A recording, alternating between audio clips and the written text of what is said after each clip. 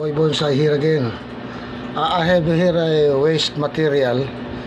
I found it in a pile of garbage somewhere in Makati. But when I saw it, I have an idea that I can use this as a pot.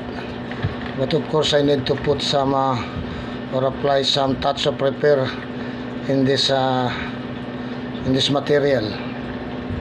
You see, this is actually an indoor landscape with flowing water, but it's already damaged, already broken. But when I saw it, there's something in my mind that I can use it as a pot, but I need to repair it first. Later on, I will show you how I am going to repair this waste material. Okay, see you later. To fix this broken pot so that I can reuse it for some of my materials. I'm going to use styro, cement, and improvised pencil brush. This is very easy. You can see the styro, and then I put some cement in there so that it will stick to the pot.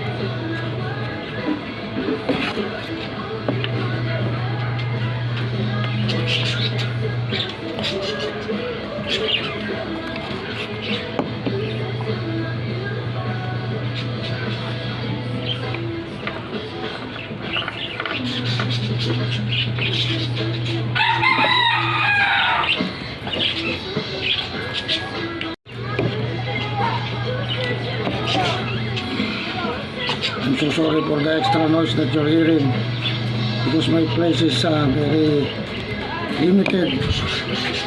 There are too much noise because it's in the heart of Manila, so it's very noisy in here. So sorry for that, mga idol.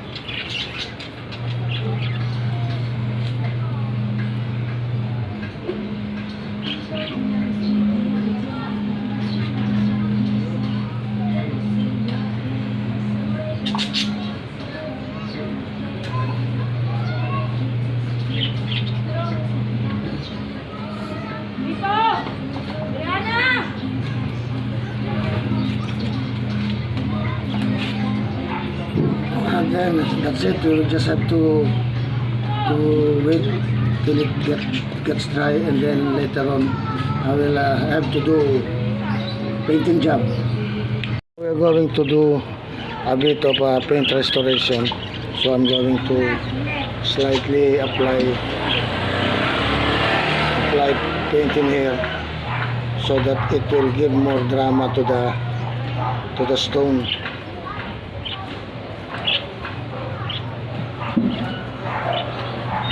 I'm so sorry about the extra noise you hear coming from the outside, because it's really too noisy. Sorry for that. I don't have a really good place to work, so sometimes it's too noisy.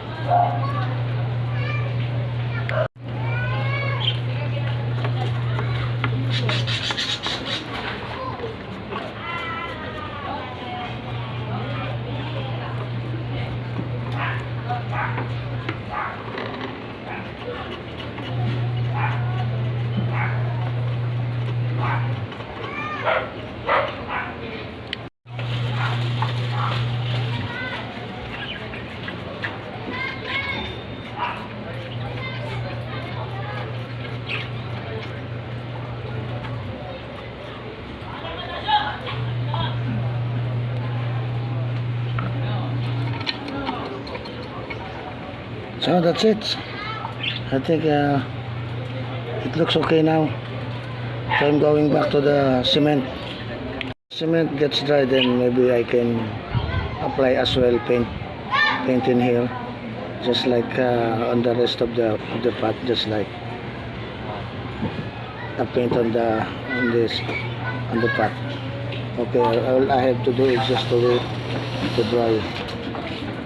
So now I'm going to paint this area here so that I can catch up with the original color.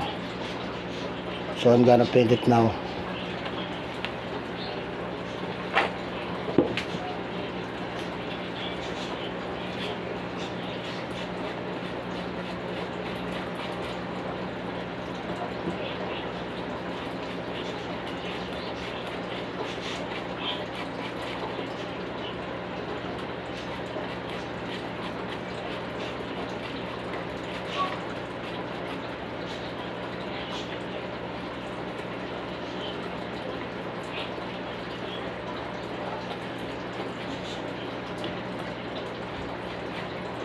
I made the white paint and then followed by a black paint.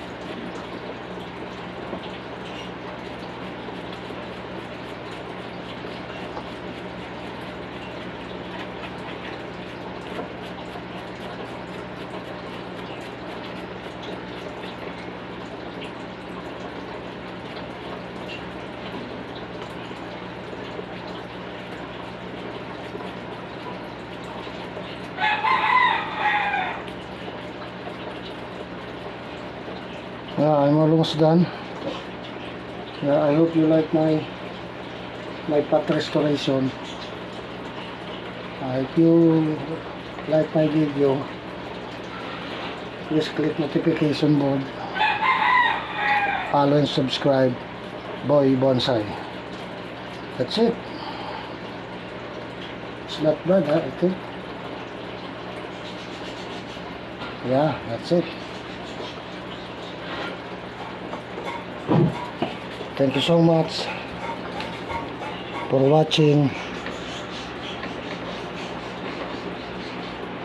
Ingat po tayo. Ayan po, tapos na yung aking patent, and later on I'm going to transfer some materials here, and then I will show it to you as well.